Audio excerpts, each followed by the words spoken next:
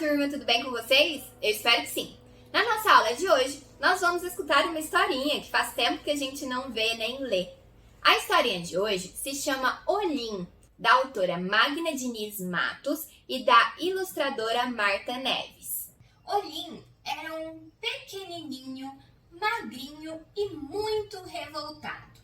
Afinal, ele queria ser alto, gordão e muito alegre.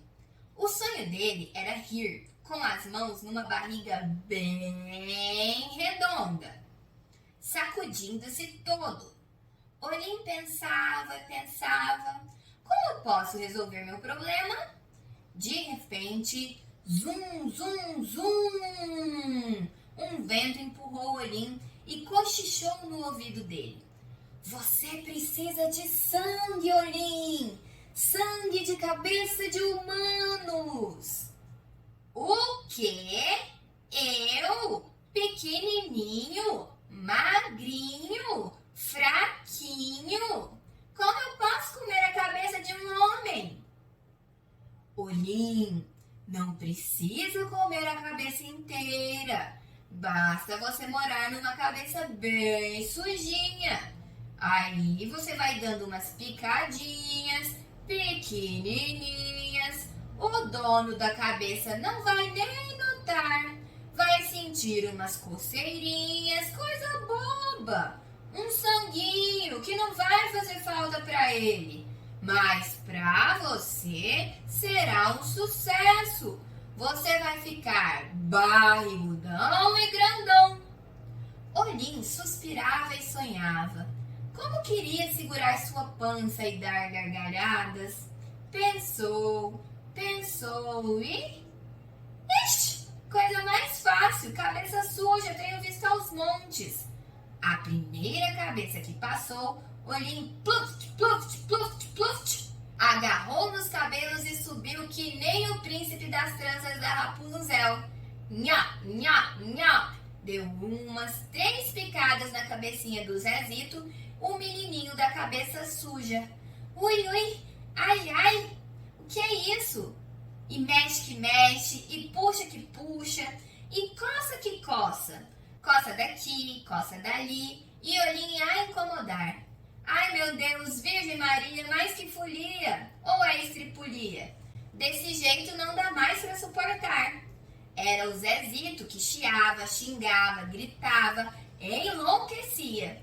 Olim, num instantinho, ficou grande, forte, alegre, balançava a pança e...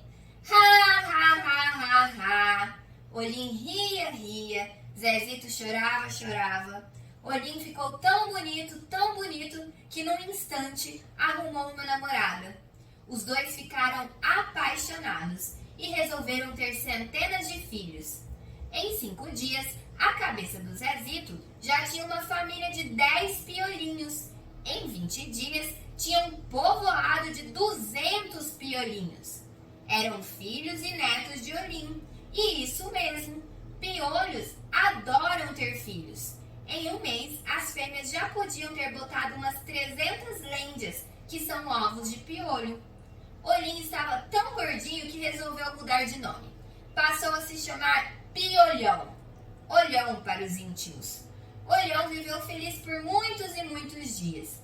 Queria viver muitos e muitos meses.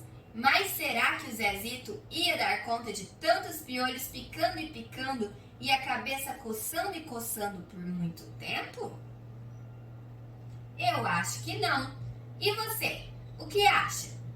Quem sentiu a cabeça coçar só de escutar essa historinha? Eu acho que até eu. Eu espero que durante essa pandemia todos vocês estejam cuidando da higiene do couro cabeludo de vocês e de todo o restante da higiene, para que quando a gente voltar para a escola, nenhuma cabecinha tenha piolho. Vai ser ótimo! Por falar em piolho, observem a palavra P mais I, pi. Pi-o, L-H-O, tia Luciana. L-H-O eu faço o som de lhó. Todos os L-Hs precisam ser seguidos de uma vogal. Então, se for o A, é lhá. Se for o E, lhé. Se for o I, li. Se for o O, lhó. Se for o U, lhu. No caso do piolho, é lhó. L-H-O. O H, quando é a primeira letra de uma palavra, não tem som. Por exemplo, helicóptero começa com H, mas a gente só pronuncia o E, que é a segunda letra de helicóptero.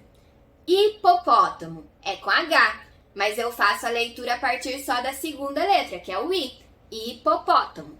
Mas quando o H está depois do L, ele passa a ter esse som de lhá, lhé, li, lhó, lhu.